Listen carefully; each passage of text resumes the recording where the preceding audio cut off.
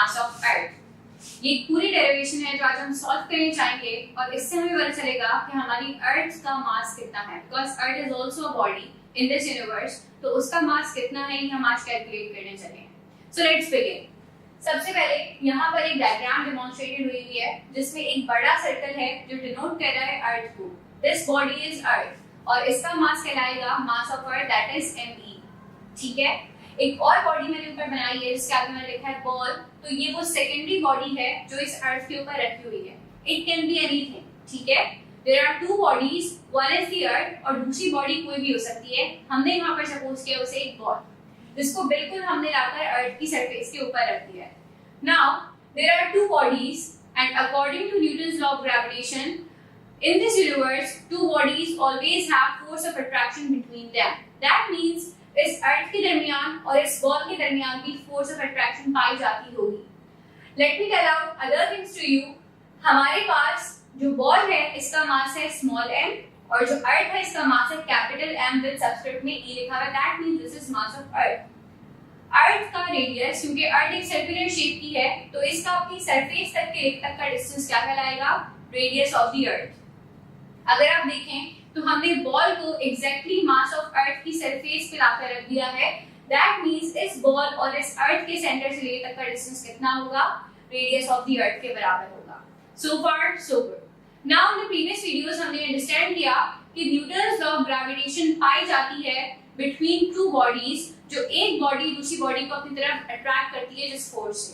That means यहाँ पर एक बॉडी अर्थ है और दूसरी बॉडी बॉल है, इन दोनों के दरमियान भी फोर्स ऑफ अट्रैक्शन पाई जाती होगी, जिसको मैंने यहाँ पर डेमोन्स्ट्रेट किया है कि according to Newton's law of gravitation force बराबर होती है universal gravitational constant m1 multiply by m2 divided by r²।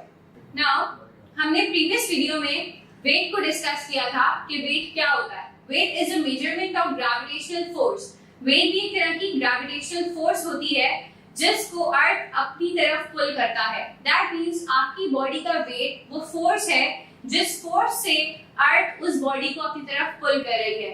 तो इन सेकंड रेफरेंस मैंने आपको बताया है कि weight is also a gravitational force with which earth attracts the ball toward itself. तो वेट जो होगा इस बॉल का वो फोर्स होगी जिससे अर्थ इस बॉल को अपनी तरफ खींच रहा होगा। That means that is also a gravitational force, जो क्या है? Weight of the ball. और इसको हम कैसे डेमोंस्ट्रेट करते हैं?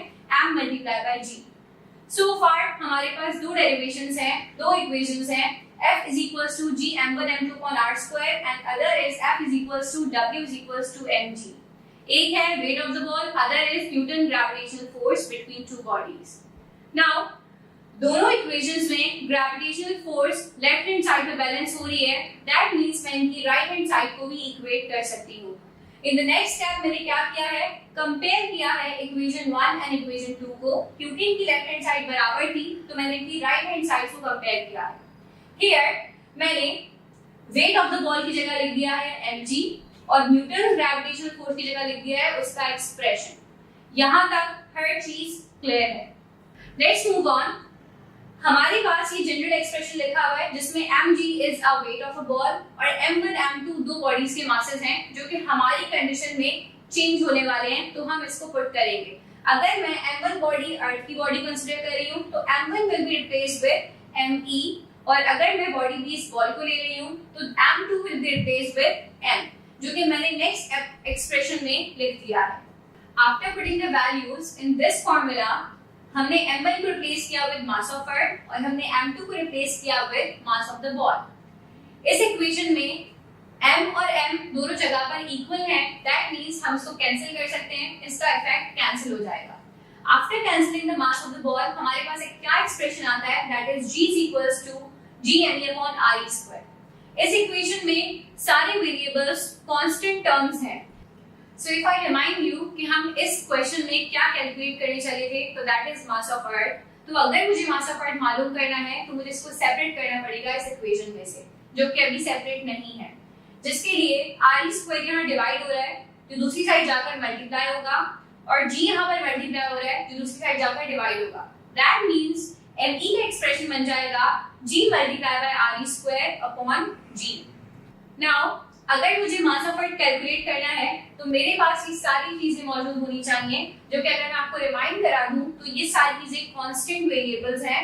Gravitational acceleration, radius of the earth and universal gravitation, ये तीनों कांस्टेंट टर्म्स हैं जिनकी अपनी कांस्टेंट वैल्यू है in terms of the earth, जो कि मैंने यहाँ पर लिख दी है। g बराबर है 10 मीटर पर सेकंड स्क्वायर के, रेडियस ऑफ द अर्थ बराबर होता है 6.3 एक्सपोनेंशियल 6 मीटर्स के, और g आप लोगों को ऑलरेडी पता है 6.67 एक्सपोनेंशियल -11 न्यूटन मीटर स्क्वायर पर किलोग्राम स्क्वायर के बराबर होता है। तो अब मैं नेक्स्ट एक्सप्रेशन में क्या कर रही हूँ, मैं g की जगह उसकी वैल्यू, r की जगह उसकी वैल्यू और कैपिटल G की जगह उसकी वैल्यू पुट कर रही हूँ। After solving this mathematical expression हमें मास ऑफ द अर्थ मिल जाएगा। दैट मींस जिस प्लैनेट पर हम रह रहे हैं उसका मास क्या है हम ये मालूम कर सकेंगे। That is 6.02 exponential 24 kilograms. Mass of अर्थ क्या है, 6 एक्सपोनेंशियल 24 किलोग्राम्स है, जो कि एक कांस्टेंट वैल्यू है। This derivation is very important for your examination point of view. Prepare it well. In the very next video, we will be discussing about the topic of satellites. Till then, Allah Hafiz.